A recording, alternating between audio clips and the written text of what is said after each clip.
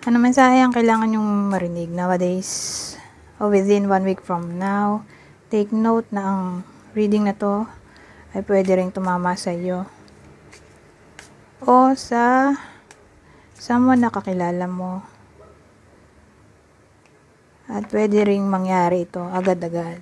So, pay attention. Magsimula na tayo.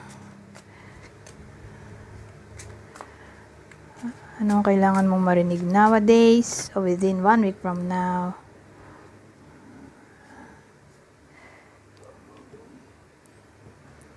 Ito tatama sa single siguro.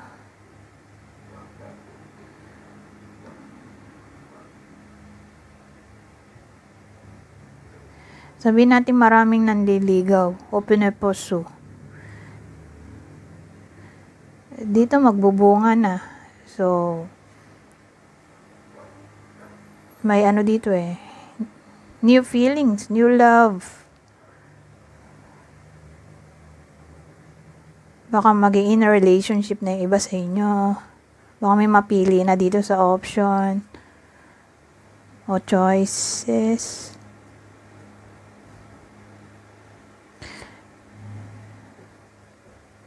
Sabihin naman natin may isa sa connection, kung relationship man. Hindi niya alam o hindi pa ready sa topic ng pregnancy. Pwede din kasing pregnancy to.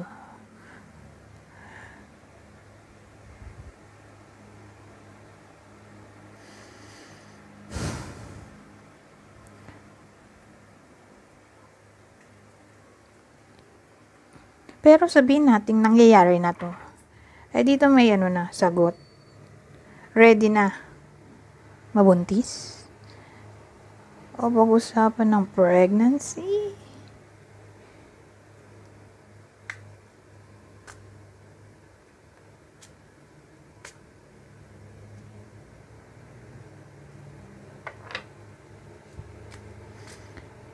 Pwede rin yung iba sa inyo ay mag-daydream tungkol sa crush nila.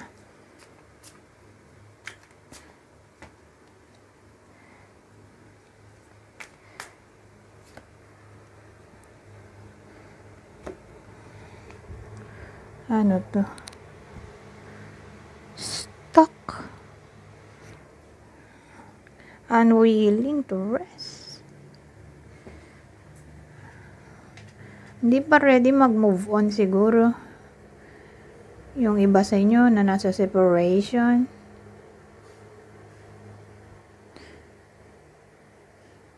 Kung bago-bago. Pero kung nangyayari na to, baka willing na mag-move on. So, case-to-case basis.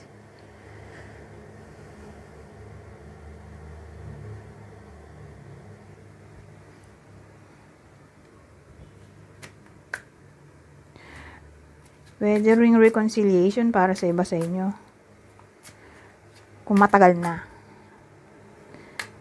Matagal na nag-away.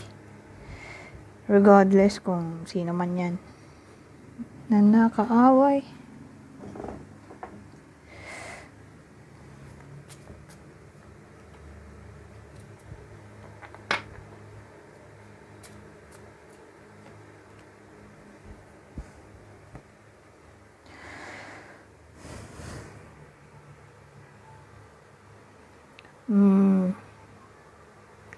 Ito maganda.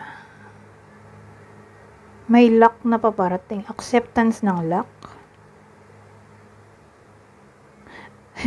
Ang negative kung acceptance ng karma. OMG.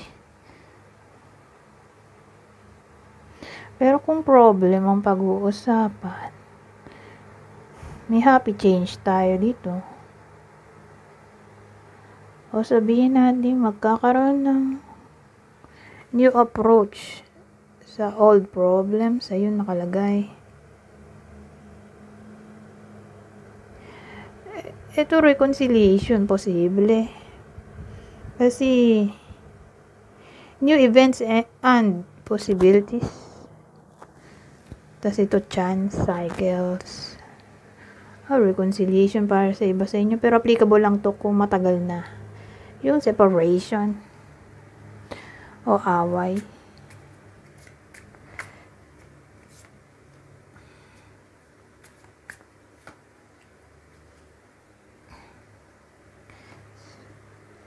Ito.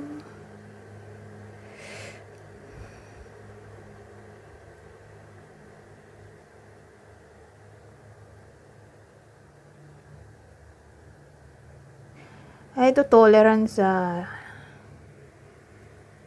stupidity. Posible. O sa jealousy, tolerance.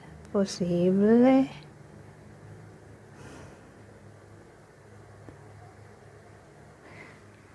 Ewan ko, parang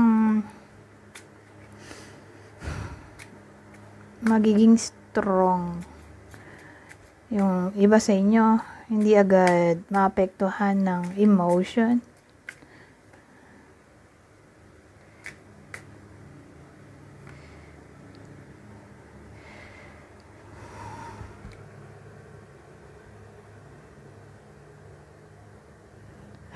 Ano to? Ang pakat ng combination. Ano maiisip ko dito?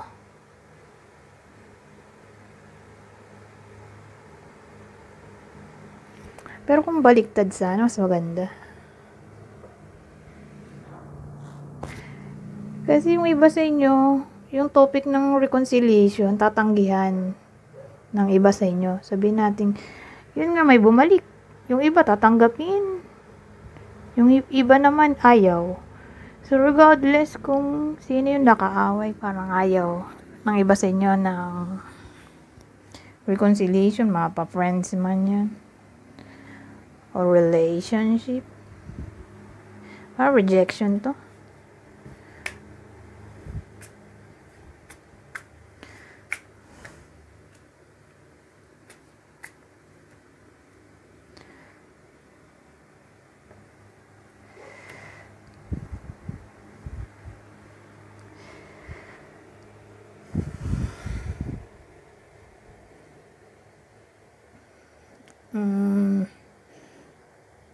Yung iba, magiging flexible.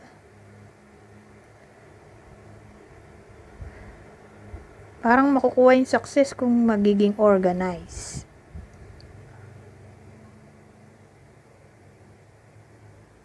O kung magiging confident. O unique.